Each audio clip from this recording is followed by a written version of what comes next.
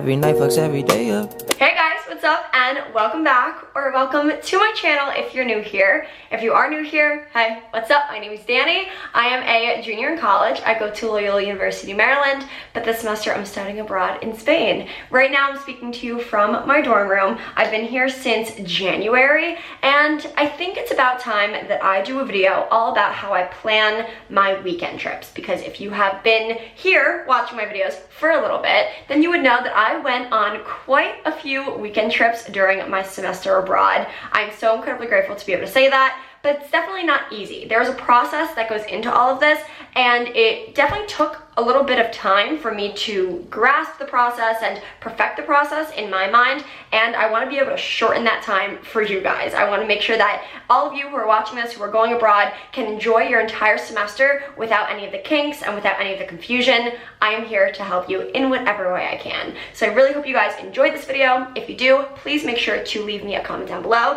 and subscribe if you have not done so already. Make sure to watch to the very, very end so you can get all of my tips, and if you do, then there will be a code word at the end, so then you can comment down below and we can have a little chat in the comments. But for now, let's just get into it. So in order to keep this video as organized as possible, I made a list of my talking points so I don't forget to say anything. I'm going to be throwing a lot of information at you guys in this video, so if you are planning on studying abroad, I would definitely recommend that you take notes on this video, because I don't want you to just understand the general concept of what I'm saying. I want you to be able to remember the fine details of what I'm saying, because it is the details that go into an amazing weekend trip. So starting from the beginning, before you can even plan a weekend trip, it all starts with your class schedule. I know it's a lot easier said than done, and I had issues with this in the beginning of the semester, but if you can, try your hardest to not have classes on either Fridays or Mondays. Not having classes on either of those days will really help to elongate your weekend and make sure that you have enough time in the cities that you're planning on traveling to.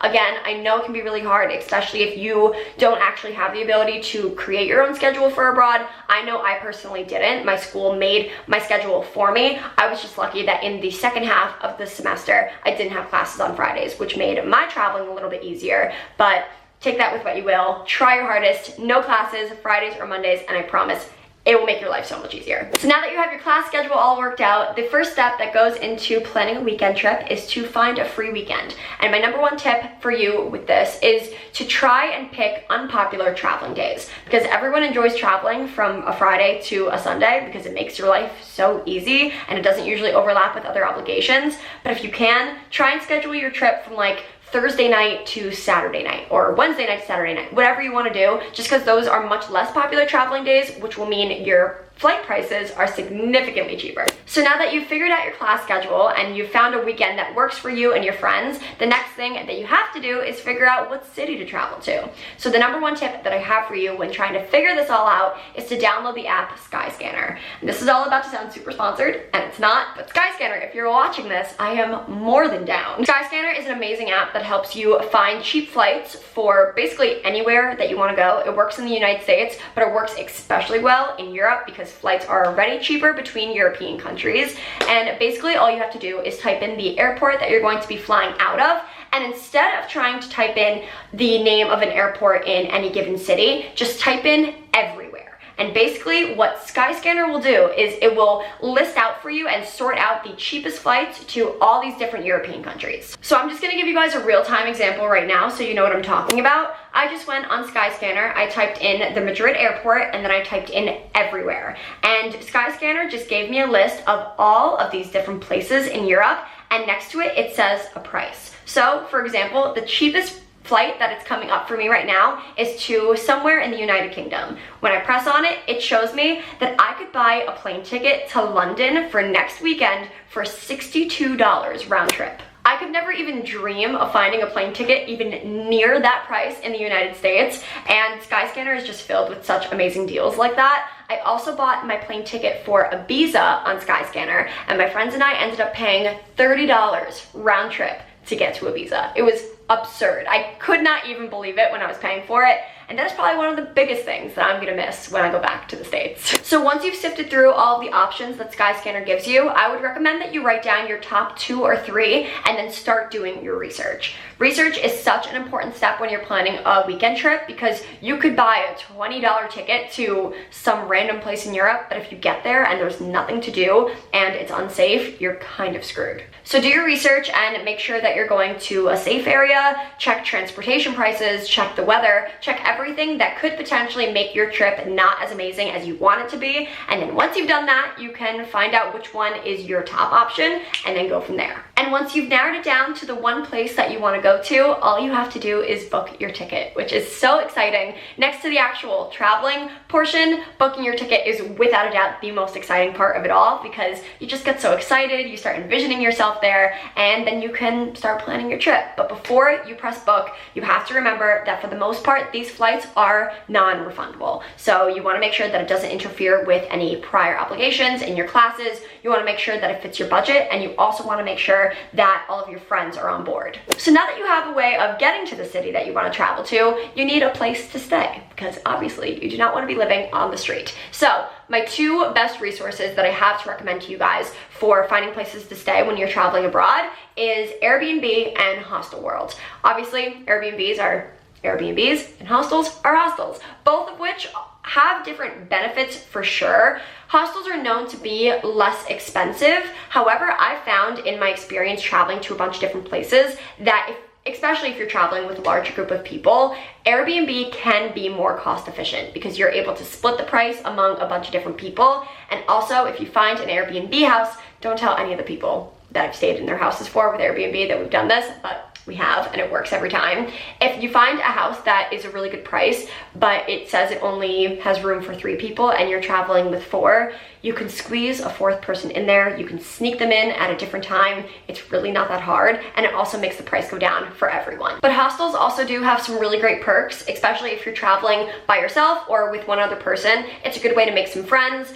Oftentimes it can be really cheap if you do your research correctly, but regardless of where you choose to stay, make sure that you read your reviews. Make sure that you're going to be staying in a safe area. That is the #1 priority. If I could stress anything to you guys in this video, is that I need you to be safe. Traveling is so much fun, but there are things that could go wrong, just like in any other given situation, and I don't want you to be put in a compromising position. That is my #1 priority when I'm trying to help you throughout study abroad things. But with safety aside, make sure that you're staying in a fun area. If there are some things that you really want to do, try and make sure that you're in walking distance, because Ubers can get really expensive. Public transportation is awesome. I used it a lot when I was in London and it was super helpful, but regardless, just do your research. That is the #1 thing I need to engrave in your brain. So now you've booked your flight and you've booked your hostel or your Airbnb, so you are officially going on this trip. I mean, you were officially going on it when you booked your flight, but now you actually have a place to stay, which is equally as important, if not more important.